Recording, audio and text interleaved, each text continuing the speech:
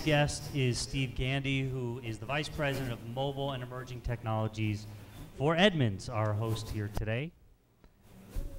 All right. Thank you. Now, I think we understand kind of what we know what Edmunds does, right? We don't need to go into that. But what do you do, and what are you trying to accomplish in mobile for Edmunds?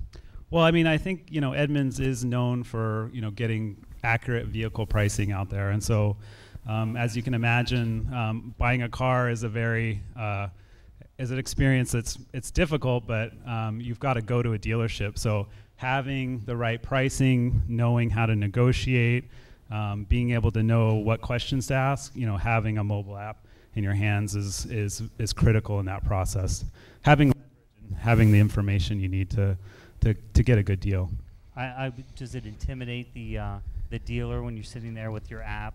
I mean, I've definitely gotten feedback of like, wow, customer feedback, friends, saying, your app really helped me when I was in the dealership. I had the confidence of knowing, what the prices are of all the options and being able to recreate that configured car right on the lot. So, it's dealerships had all the information, and now we really want to empower people to have that same level of information and have that leverage to negotiate. We're going to see a little video here. What are we going to see? Yeah, we've got a video about our Inside Line app, and Inside Line is a car enthusiast website where we've got a team of editors, videographers who we do about 40 pieces of content a day, and you'll kind of see what we do, and then I'll show you the app. Okay, great.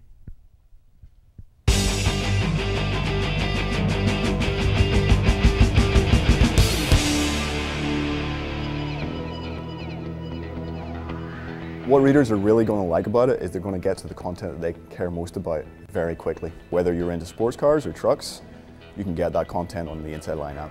And it's all there, and it's all updated every day. We have news updates several times a day.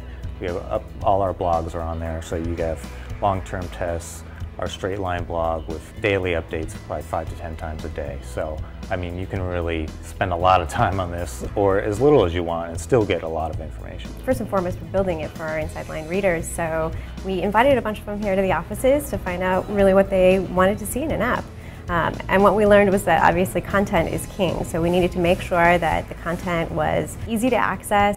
They could get all of the great information about vehicle specs and comments from other readers on articles, and of course, easy access to all the great photos and videos. You can see articles, you can watch videos, you can flip through photos, and it comes to your phone very quickly. It's easy to scroll through photos. Because the users love the photos, we wanted to make sure that they could see them in either portrait or landscape. I mean, one of the best parts about the app is that it works anywhere, and so anytime you're bored, you're sitting around, and you just want a quick fix of your favorite dream car, boom, you just pull it up.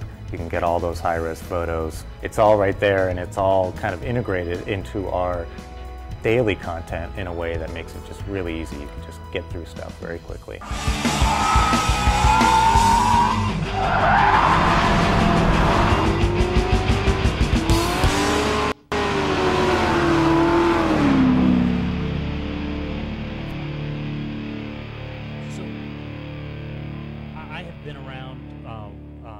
Sort of the mobile industry for a while. That's a lot of audio intensive, video intensive stuff. It had to take quite a while to build this.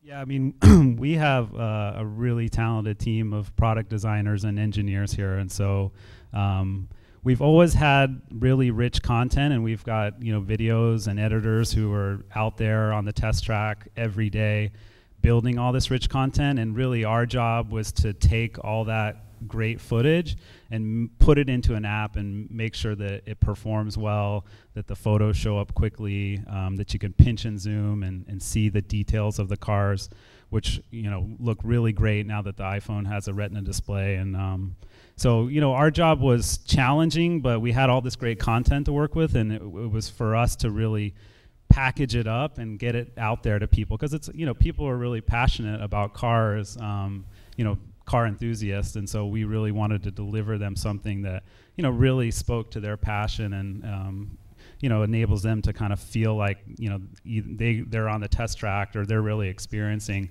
what the guys who actually drive these cars get to do on a daily basis. So let's say we're going to ruin the Retina display by projecting it through this Elmo, but let's see what this looks like. One of the things I'll show you quickly is, photos are really key for our users, and so we've given people different options. Obviously, you can read the article, but the photos is really the key part to it. And so you can see. Well, you probably can't see. I can see, but actually going through and seeing all the photos, and it was really critical. I mean, all of this content is published daily, and so getting all these high-res images and onto the phone, performing really well. You can see here.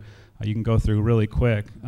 Was definitely a challenge, but I got to hand it to my engineering team, who did a great job. Now, you told me before that you guys do spy shots. What are spy shots? And do you have any? I don't mean to put you on the spot. But, we do spy shots. Spy shots are essentially people. It's like paparazzi for cars, and so some of them we take ourselves, and some we contract out and pay for, but it's definitely like the TMZ of cars. People want to see like the latest, even though the car is usually masked in black and white. The anticipation of that next Porsche 911 or Ferrari that's coming out. So not the next Nissan Sentra, though. No. Well, you'd be surprised, I think. There's a car out there for everyone, I think. Fritz, we have a question from the live stream. Yes. The question is, how do you market the app, and what percentage of your overhead goes into marketing? That's a really good question.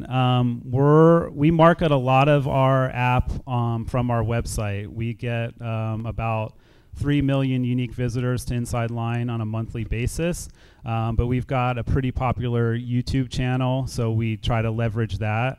But we're also, I think any app or publisher or company, large or small, it's definitely, marketing is a big part of it. And so, we're experimenting, looking for new ways.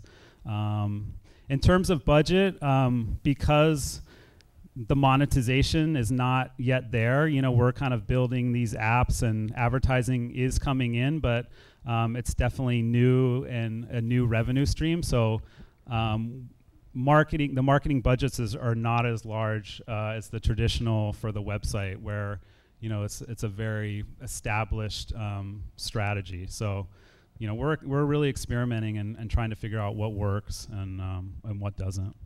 Great, Steve. Thank you so much. Sure. Thank you.